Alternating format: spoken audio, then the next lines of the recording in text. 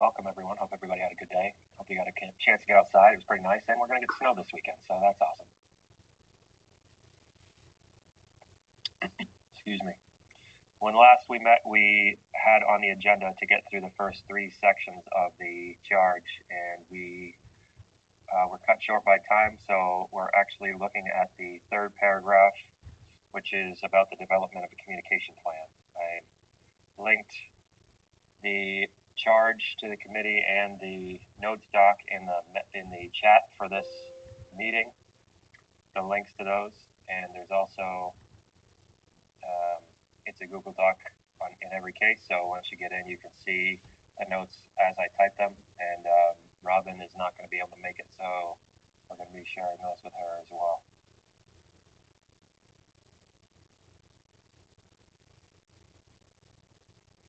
Earlier today, I sent out some information from the CDC related to the development of communication plans, both in general and specifically for schools. They're pretty robust, and I guess we'll just open it up for anybody who had a chance to review those or has thoughts on the communication plan forward.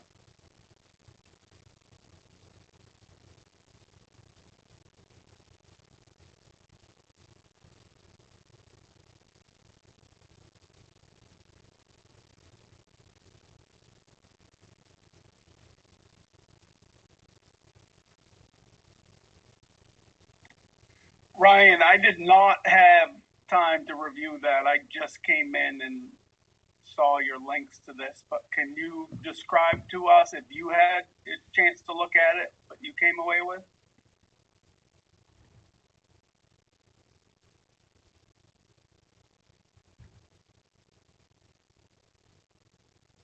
Yep, muted once a day. Perfect. Basically, the big idea is essentially to make sure you know everybody in the chain that you're trying to communicate with, and you know very clearly what you're trying to get communicated. In this case, I was particularly focused more on the document that I shared that was specific guidance from CDC to schools. They talked a little bit about making sure you know who in the command chain internally needs to know what information, and making sure that those people are aware of what they need to be aware of in as timely manner as possible. And then they didn't really break it out into members of the public, parents, guardians, etc. of the students, but that to me would be another constituency that needs to be notified of things.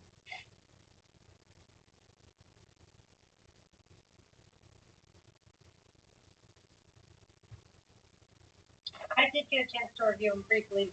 And are you referring to the one that was I guess it was the first or second link? And just so I'm clear, for our communication plan, it's our communication plan that we are extending to the community. It's not for internal. In the charge to the committee, it's basically a communication plan that includes everybody who needs to know any information. It doesn't break it out into sections, but the way I look at it is that essentially, sorry, I'm trying to find that email I said as I'm talking, which is not useful. Okay, I'll do that later. So let's see, where's the charge here? Communication plan for family, staff, faculty, board members. So pretty much everybody. I'm not sure that they are all the same in terms of what needs to be communicated when.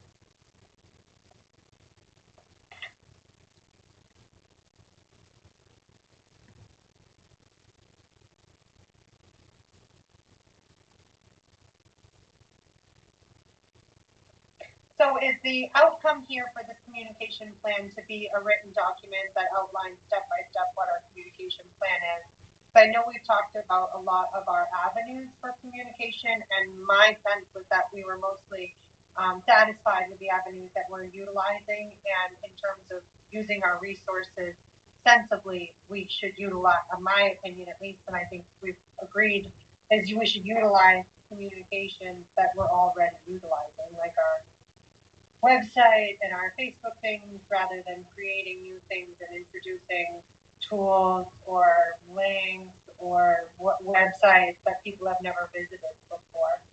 So those are my thoughts about a communication plan. I don't know exactly what we're looking, as I said, what's the outcome of this? Do we want a document that says we are going to do this here, here, here, here, and when?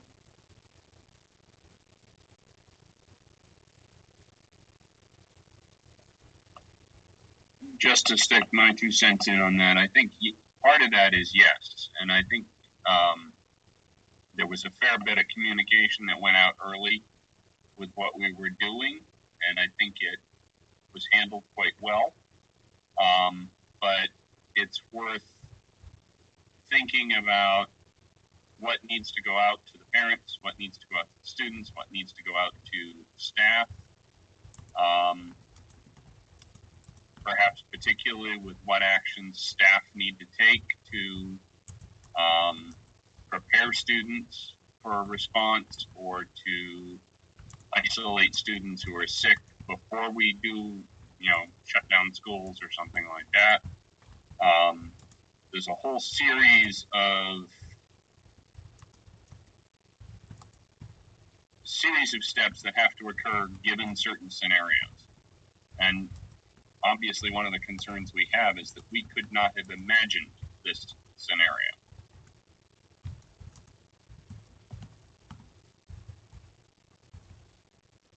It sounds to me like some of the stuff you were talking about would be in the fourth paragraph, which is like planning, preparing materials to train staff to ensure their health, the health of students.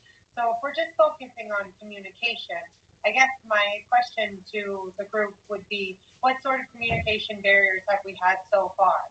Have we had any trouble reaching staff members? Have we had any trouble reaching board members, meaning more than usual? Is there, what are our challenges? Well, I think you're right, Chris. I think we did it well in the beginning. So I'm wondering, as we build our plan, what didn't go to happen next?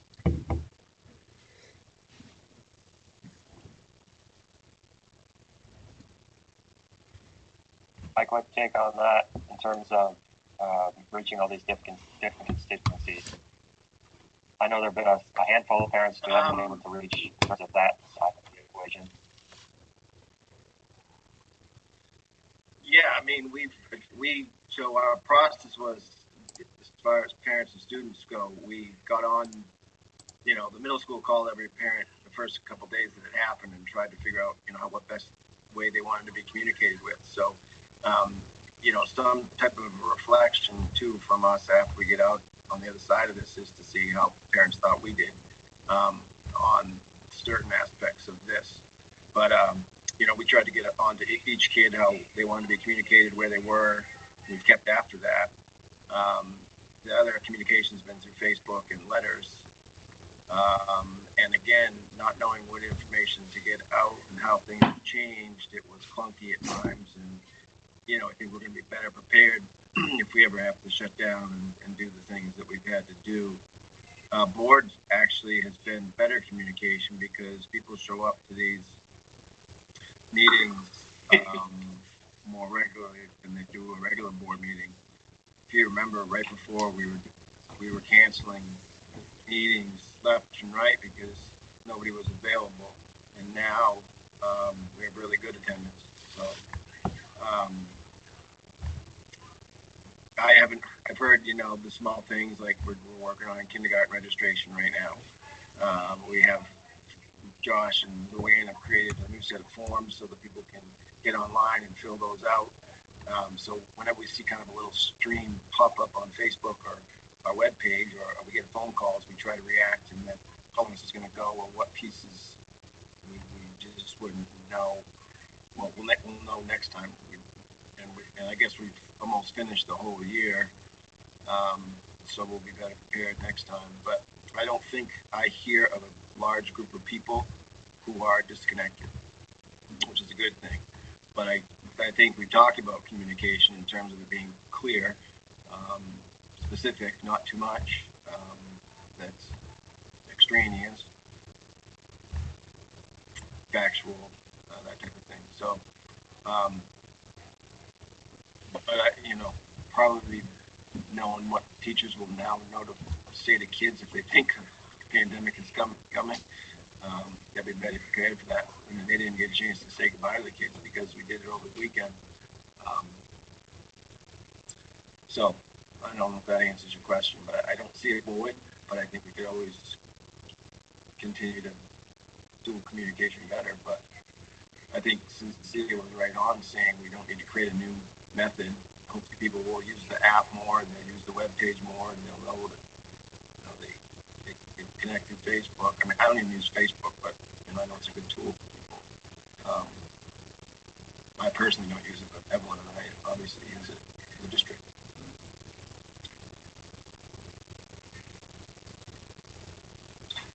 So after you May I reach pipe out in by for a moment? Sure, go ahead. Hold on, there's a lag. Go ahead, Mark.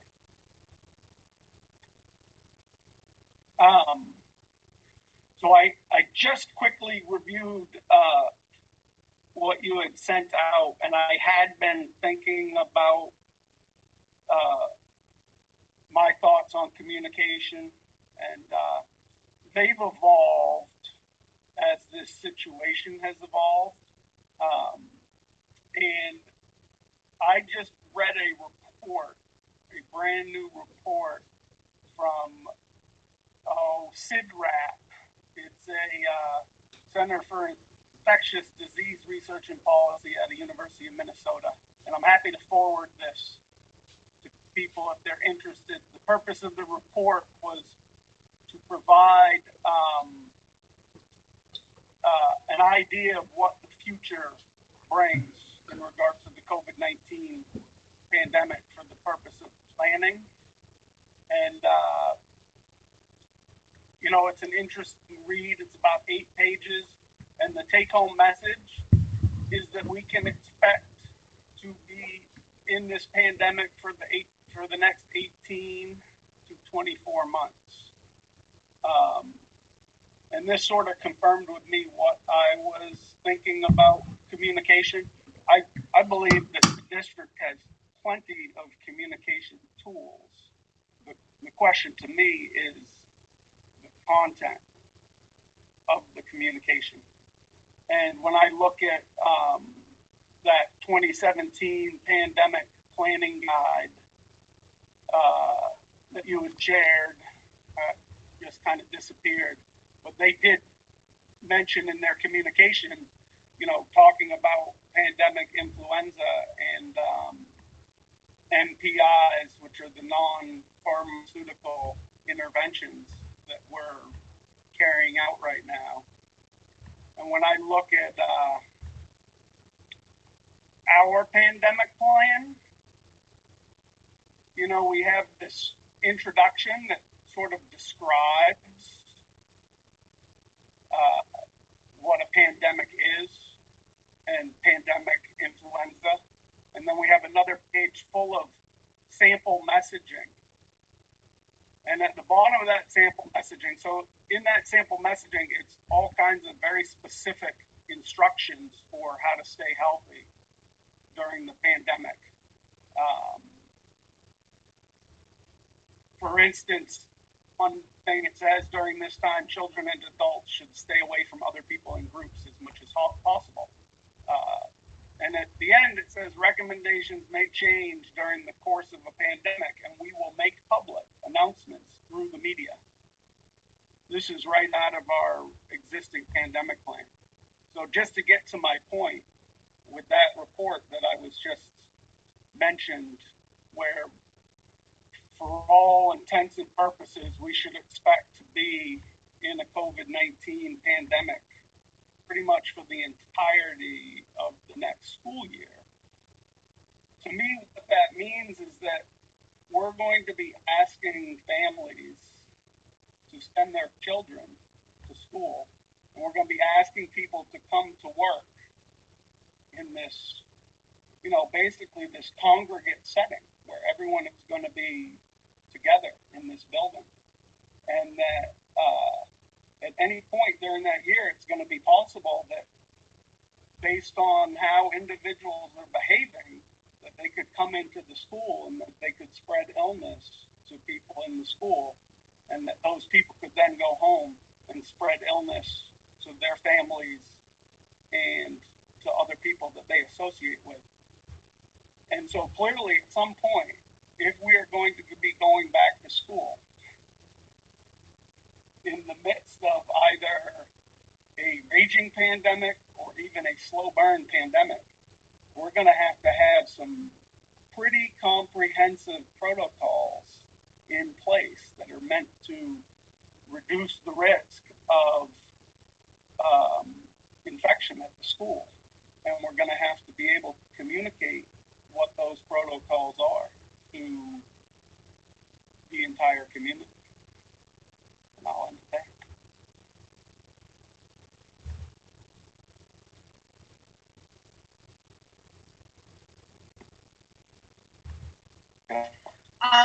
I would agree with that. I think, again, a lot of that might not go to this specific thing that we're focused on right now with the communication plan, but I would agree with most of what you said. And I think that does highlight something that I at least hadn't thought about for our communication plan, which is, are we planning to communicate, I guess,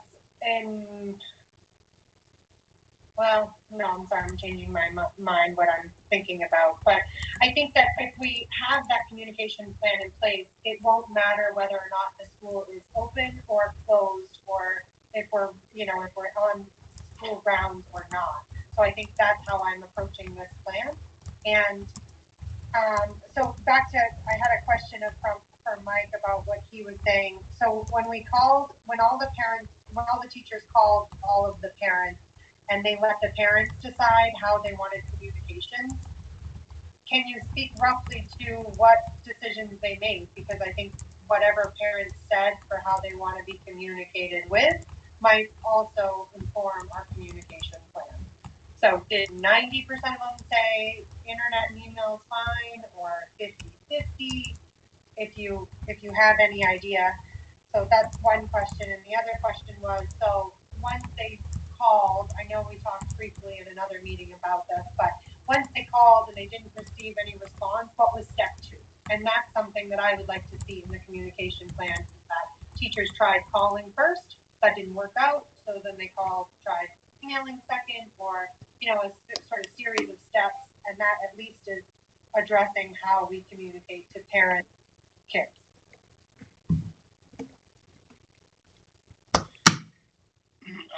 Once we established communication, it was more for the middle school. I think a lot of them probably was through technology, and then that was also, it drove us to have that conversation about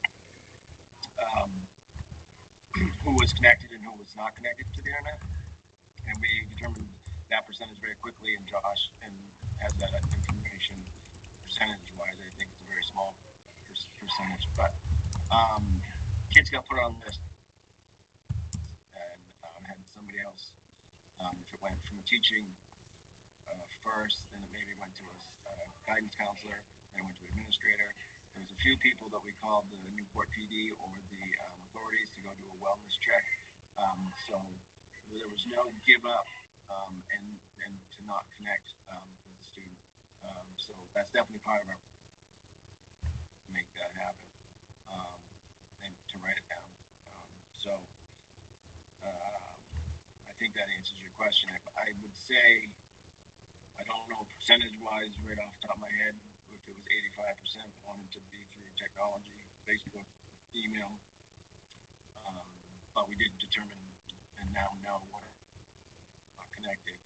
Therefore, we are getting through the DOE and through our own hotspots, connected devices, and so hopefully everybody will be connected next time we go through this in some inform them or matter. But our process is to put those kids on lists and not give up until we make contact with them and figure out how they want to be communicated if we can. But that's also difficult. Changes their phone numbers every week on a good day. So I'm not saying we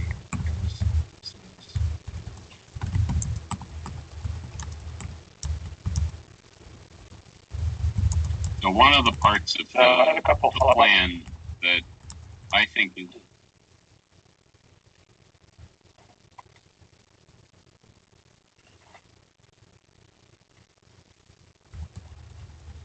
Go ahead.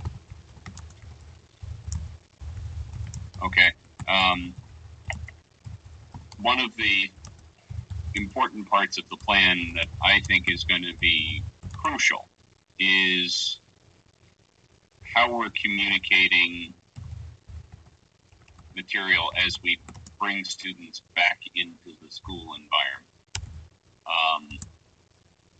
One of the things that the piece you sent out, one of the little lines was plan workshops and trainings to educate staff and key partners about how to,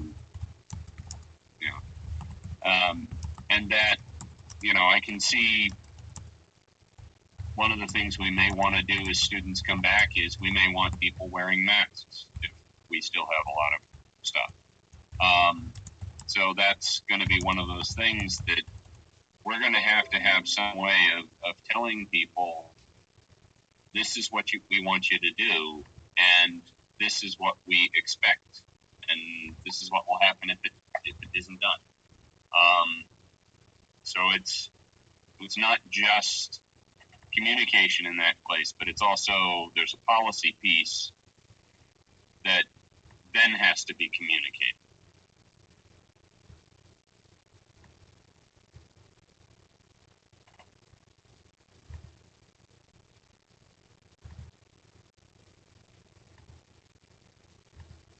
All right, I'm typing, and I'm not super fast.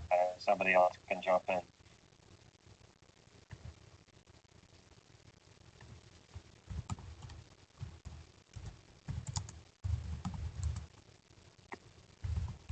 I would say, Thank you, I think you're right, Chris, and that's like our fifth paragraph down is about developing the policies when we start to tackle stuff like wearing masks or anything. And for Mike, I think that the steps you laid out in the way that we contact parents, you said that was for middle school, but I assume it was similar for middle and elementary school. I know as an elementary school parent, it was the same in my house. So I think what the steps you laid the foundation for the start of the plan for parents. And as you said, board members, I mean, we've already got it figured out what we're doing, and I think that we're, like you said, we're doing that pretty well. So if we just put that into words, into writing, and then would you have anything to add about the communication that you've had with staff or challenges that you've had communicating with staff or I wouldn't. I know that every administrator sets up staff meetings every week. At my administrative team twice a week. So we've ramped up connection more than we do on a regular basis. But we'd also, internally on our plan, can write those things. I think I sent a document to the board or to this committee on some level of what we've already. It's as simple as going back to getting the bus routes up, getting David's staff in order, getting summer food prep. So our communication is very strong internally. I believe stronger than it is, or as strong as if we were in school.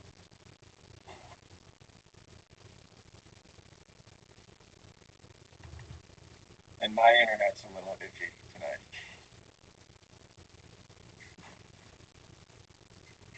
Yeah, I think a consensus snowstorm coming in. So Mike, the follow-up questions I had were specifically were that how did you, it sounds like that communication plan is just through middle school in terms of reaching out to each set of guardians or parents and figuring out what their preferred methodology is. And then also, how did you decide to do that? Because the pandemic plan we have specifically says we will use the text message system. Was it just assumed that we didn't have good spread on that? We don't have a high percentage of people using it. Why didn't we go with that? I would say that we've learned from this pandemic about that piece of it, and we didn't just communicate with middle school. It started at the middle school, and then it went to elementary school, and the high school. If you remember, Casey Gillenbar was an education committee meeting, and she talked about how the high school rolled theirs out in terms of being more specific, in terms of going from teacher to the to maybe a person who was a homeroom teacher or an advisor, and then it went to guidance, and then it went to the administration and chain of command to try to track people down in high school. But we would definitely rate that up as part of one of these documents. It was K-12. Okay, so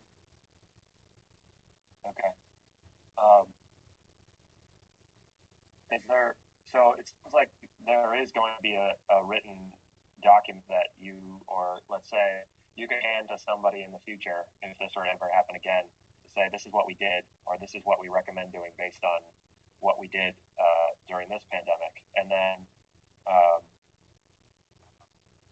that maybe was already in the works. Could you resend the document that you just referenced? I'm sure I had some, but if it's readily available and Evelyn could send it out again, that'd be awesome.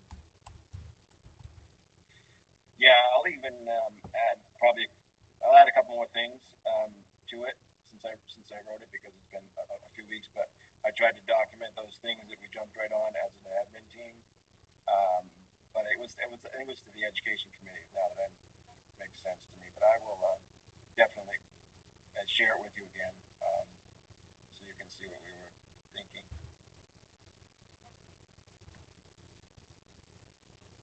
Thank you.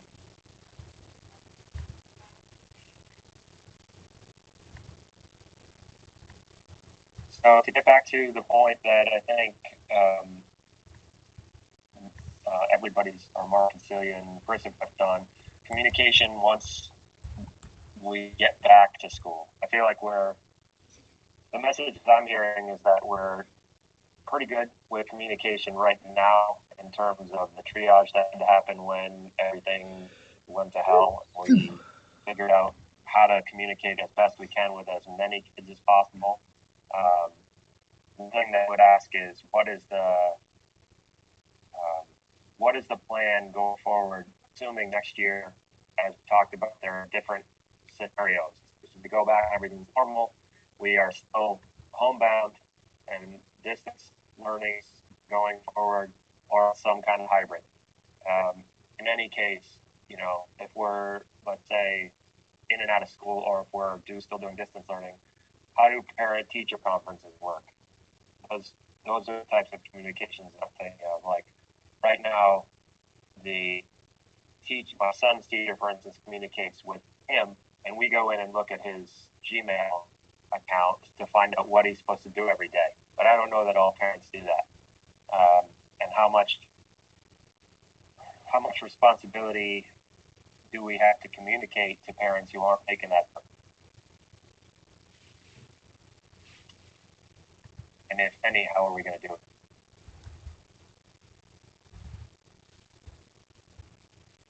My sister-in-law works for a district in California that is doing full-length school days.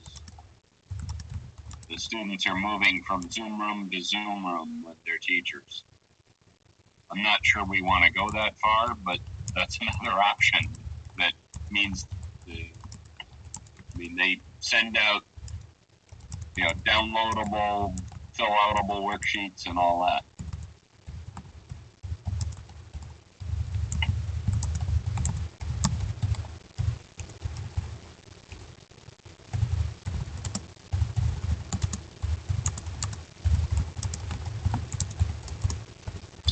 Ryan, I have a So is question there anything in that plan? that you just brought up. Go ahead, sorry. Which was just the question you just asked, which is what is our responsibility to make sure that these kids are getting reached? You know, for if we were to compile a list right now of kids that we haven't heard from since school closed, I'd be curious to see how many kids are on that list. And then again, what is our responsibility? What do we need to be doing to reach them? And I think that also should inform our communication plan because we need to check that box, so to speak. Again, as you said, in any one of the scenarios that we could face in the So yeah, that was my question was, Mike, on that document you're going to share, is there anything, it sounds like maybe not, it's mostly geared towards, this is what we did when the pandemic got so bad that we had to close the school. But is there on the document, or is there a plan to flesh out that this particular issue of how do we, now that we know what each person's preferred method of communication is, and we're in touch with all these people, what method do we have for tracking that the students are actually being educated? How are we communicating with parents to make sure that they are, essentially providing their kids with access to the education that the teachers are providing?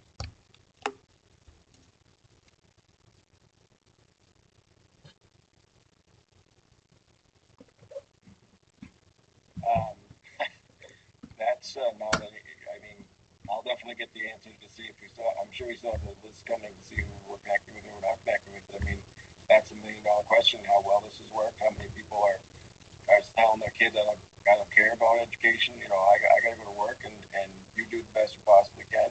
I got teachers who are taking care of kids, and trying to teach, their own kids and our kids. I've got kids, I don't want to set up too many Zoom and one kid's going to miss something because one teacher has higher expectations or has a more rigid schedule than another. But I can't tell you how many parents are like you checking email and seeing that they're in their Google Classrooms, and how many are saying, I can't help you, a variety of reasons. We're trying to see that those kids connect in and get them work done. But that'll be on, that again goes to all the discussions we've had about education and remote learning for the first time. That will be part of the year and discuss which kids we did connect with, how many we did, how many we didn't, how could we have done it better. How we plan for the end of the year, for next year. We come in early and try to test kids before we get engaged in education. Do we leave the devices out there and they stay? We have no guidelines on how we're going to do summer school. So I don't have a lot of good answers for you on. I can tell you how we tried to communicate. We probably still aren't reaching, but I can't tell you what the responsibility is on a parent's shoulders or on our shoulders. When we may have worked as hard as we possibly could to get to a kid, and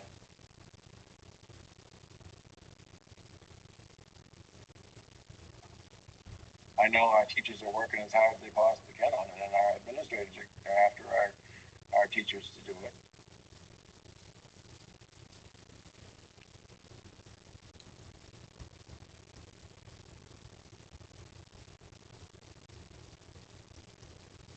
I ain't on this committee, but I like to ask a question.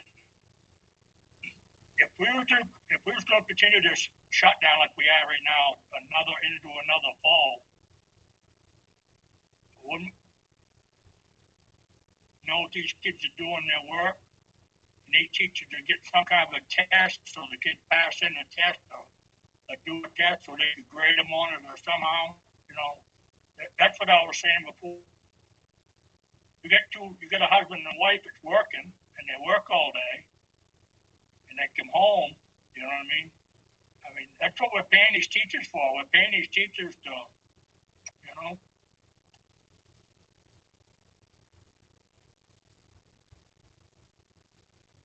Yep. Each with unknown conditions in each household from one to the next to the next. And they can't control those conditions. They are putting assignments in Google Classrooms. They are reaching out. They're doing Zoom classes. They are asking for assignments. They're putting assignments and work in places where kids can access it.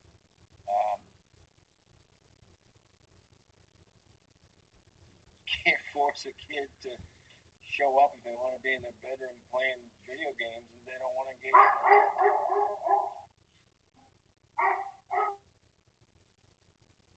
Yeah, but that ain't what I'm saying, Mike. There's got to be a way of following up these kids to making sure they're doing their work. I mean, the teacher could check like their email or something. She gives them a test and see if they do their work, right? Yeah, yes, Ken. They're checking to see if they do the work.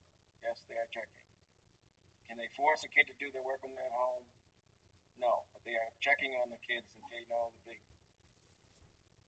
they are doing what they need to be doing and connecting with us.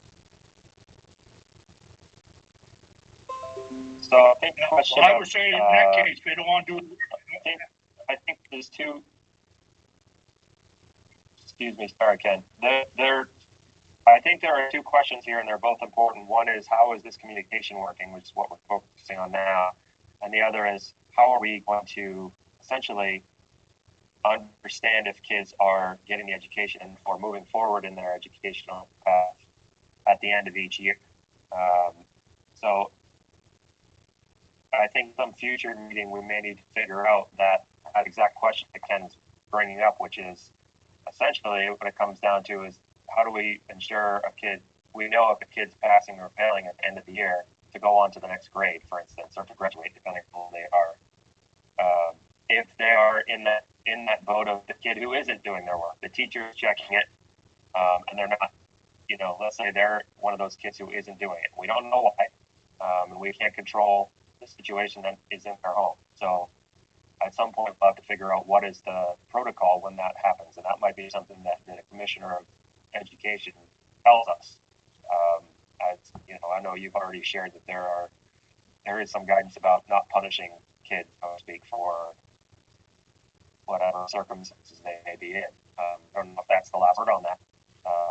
I expect it won't be as we go forward into this next year, and if this continues, we're going to have to figure out some way to understand whether or not kids are achieving the things that we need them to achieve. But in terms of the communication, it sounds like, Mike, the teachers right now are, I would say, first part, the teachers are going in, putting in assignments, understand where most of their kids can access those assignments, and then they're going in, check that they're done.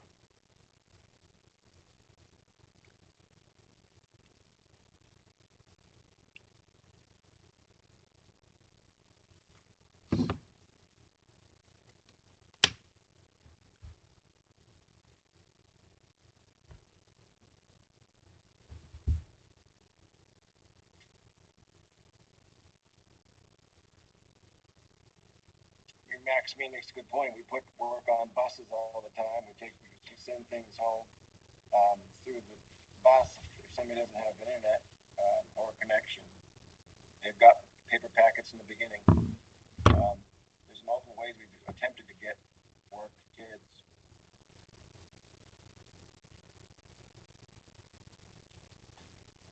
Ryan, can I ask a question / make a quick comment? Yeah, go ahead, Mark. I was saying how my thoughts on this. Thank you. I was saying how my thoughts on this had evolved, and not too long ago, I was thinking that it would be unlikely that we would go back to school if COVID-19 was not under control. But I'm now starting to get pretty strong impression that we quite likely will go back to school. regardless of the level of control over the pandemic. And I'm curious if Mike or Ms. Maxine would have information that might either confirm or be contrary to that. Yep.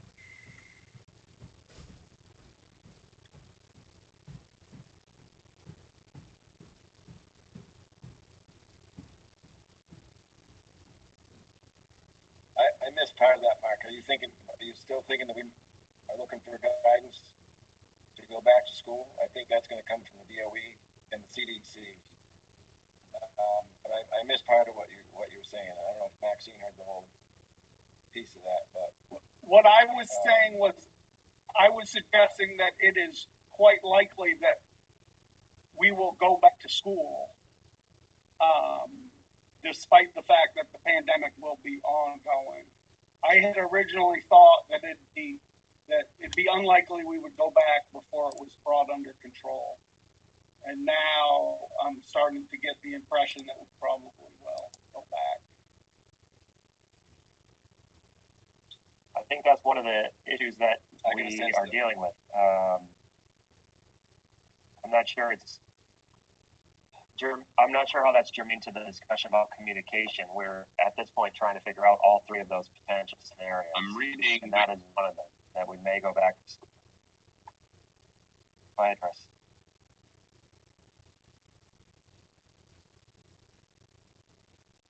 I was just reading Maxine's comments and thinking that it would be very good, particularly as we get into a situation where we have to disseminate a lot of information, to designate a public information officer who then vets and corrects all of the information that's being spread out.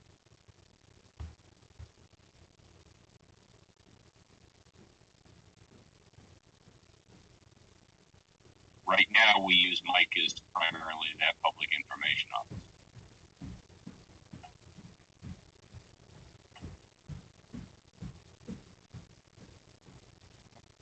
Mike, how do you feel about the capacity you have to act as that person? I mean, both that you've had so far, but also going forward. I think it's fine. I think in many districts it is a superintendent. I mean, you've seen how I want to vet. Our last communication was, hopefully specific and correct, to the point, to what Mark has been saying. So I'm fine with it. I'm obvious.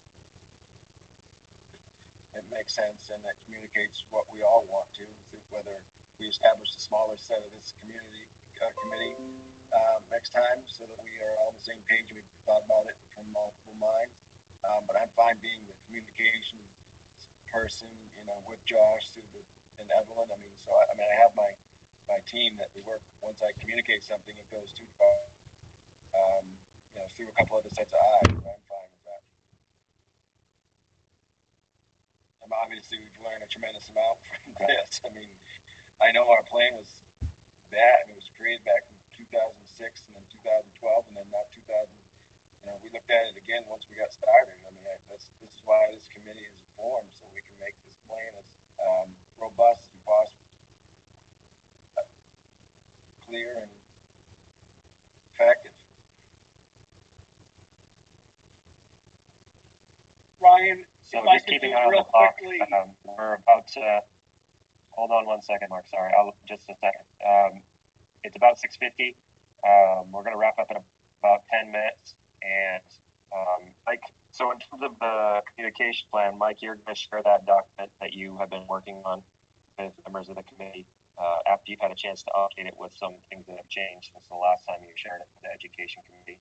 I'm hoping that everybody will review that and come up with any questions or thoughts that you might have specifically on that, and we can pick it up from there. Go ahead, Mark, sorry. Well, what I was going to say was that my question, in the manner of which it was germane, is that a communication plan that's designed to communicate with students who are at home and with their parents because the school is closed is going to look a lot different than a communication plan that is designed for communicating if school is open. And at the same time, we're still in the middle of the pandemic. And the reason why, part of why it's so different, I'm thinking in terms of our farmers market experience. You know, we're conducting the farmers markets right now, and we're basically inviting thousands of people to come down into small parking lots and gather in a manner that's totally contradictory to social distancing. And that's totally different than if we just closed the market, told them to stay home, and we were going to come and deliver their produce. And the challenge and what it is we're doing is we're trying to communicate with the customers in such a way as to literally change all of their behavior when they come down to market. You know, go from a social gathering to come and get your food, don't talk, stay 6 feet apart. And so that's where that question came from, because it's two different types of communication that will be required, depending on which way it goes. Okay, cool. Sorry, I forgot to mute while I was typing. Yeah, I think that's a good point. So right now it seems like the document that Mike are working on and have been developing and are going to share with us is mostly geared towards communication plan with kids when and parents when we're not seeing them every day. So it seems like we may need to flesh out what happens next year if we, as Chris said, if we are coming back into school and we have to have whatever policy ends up getting created, if there's one. How do we communicate that to people, both in terms of getting them to do it, but then also what happens if they don't?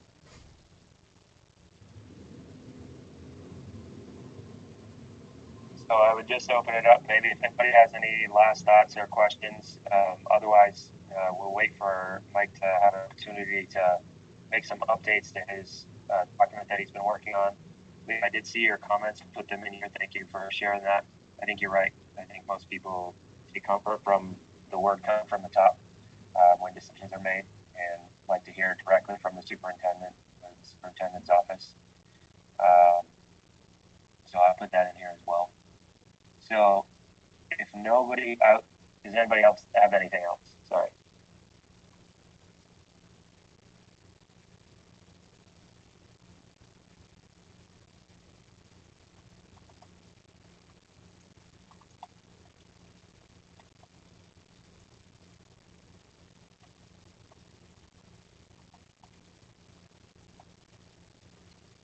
Okay, seeing none or hearing none, I will put out another doodle. I think Robin said she's not really able to come to any Thursday meeting, so I'll probably just try to stick to Wednesday meetings. There's no real reason why we need to necessarily meet every week if it means we have to move around the day every time. So I'll put out another poll to see when the next meeting is, do the same thing, share what I can, then, as he's been asked, Evelyn to set up the meetings.